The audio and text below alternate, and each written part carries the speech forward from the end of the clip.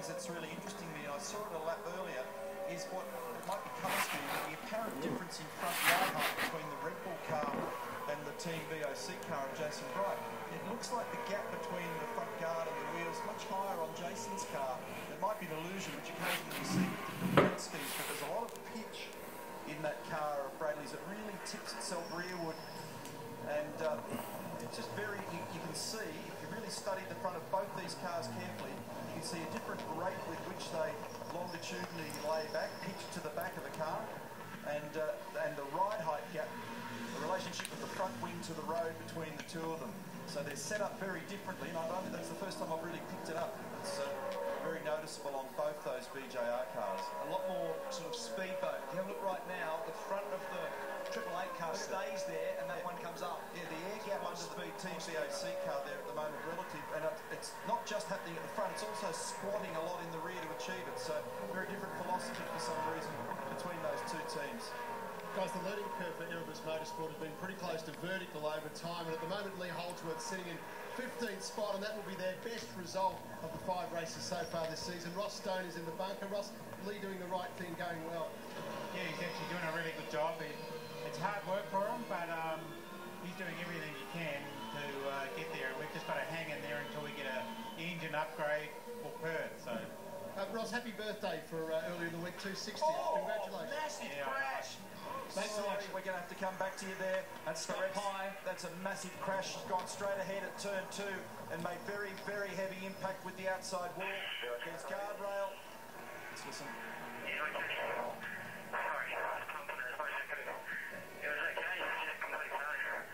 When he says pumping, he's talking about pumping the brakes. So he's had some brake issue down there. This is a Lucas Dumbrell Motorsport entry driven by Scott Pye.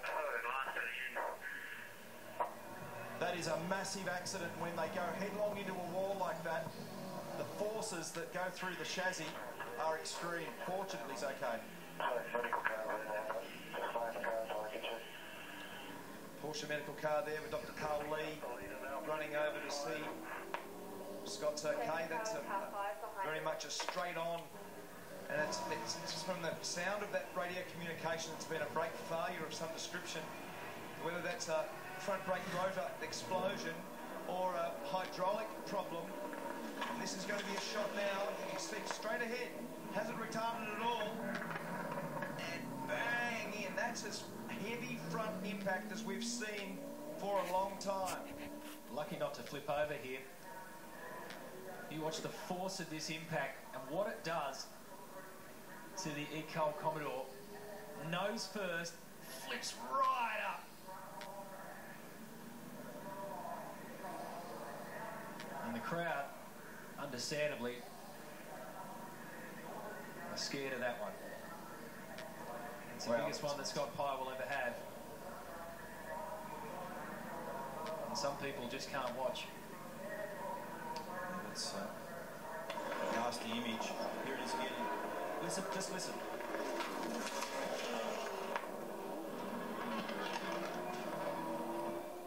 So it skated through the gravel.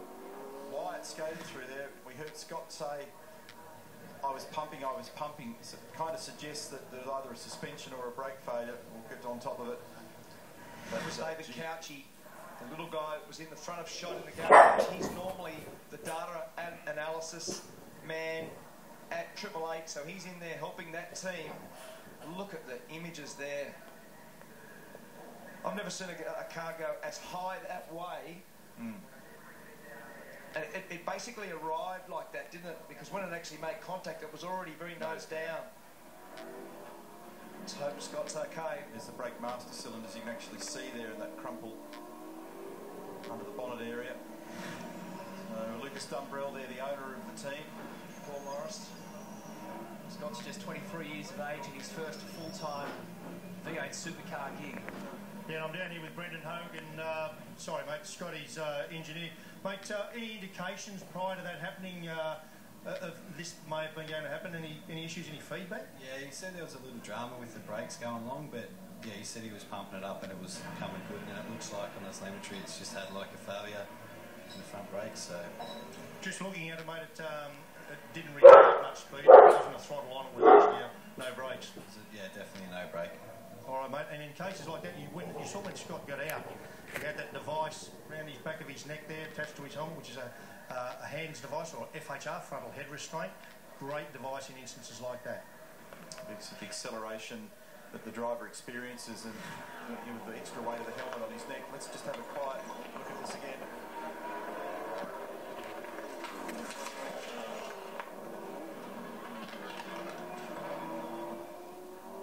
So right at that point, the load in Scott's neck and helmet is extreme, and so the device that Mark Larkin's making reference to there dampens that forward force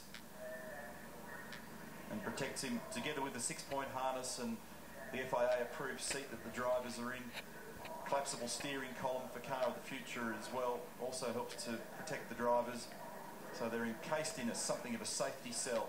I've never seen a car go in there before, have you? No. In all the years, I've never seen a car in that arm car. No, I've seen them wobble off down there because it's a popular spot to outbrake yourself, but not to the extent that it's hit the wall. They'll have to use a spare, because that car is sourced from 888. They'll be looking to use a spare car from 888 to get to New Zealand for next weekend. It's also going to be a drama trying to clear this car at the moment as well. Which raises the spectre of when this race will be declared, because it's a time-certain finish at 15 minutes past the hour plus 1 lap, and we're approaching 8 minutes past the hour local time.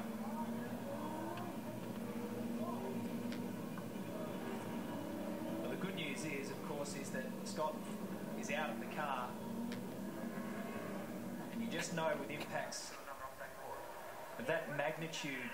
Okay, safety car at when you're at 3.5, you just set your speed to 100, so let's have it 100 all the way round to turn 1 again. We've got this recovery underway. The reason why Tim bumps the speed up is because these cars, unlike your road car, don't have a fan in them to help cool.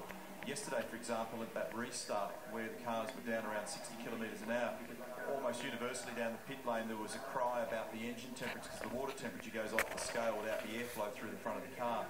So what he's doing is out of harm's way when he's not in this danger zone where the work's being done with, importantly, officials on the racetrack, which is an incredibly important consideration. He brings the speed up, and then when the safety car comes back round to this caution zone, he'll bring the speed back down again on the Peters STP safety car. So that's the reason why he's just increasing it to 100 kilometres an hour. Looks incredibly slow though, doesn't it? It's the legal road limit. There he is, the centre of that frame. Former Ferrari sports car driver, Formula 1 driver, a very experienced man. He's been part of the Confederation of Australian Motorsport administrative team on the motorsport side for a very long time. Michael Massey closest to camera, and Cam McConville, who's the investigating officer and driving standards observer. I will. Just heard I know you back for a bit. The end of this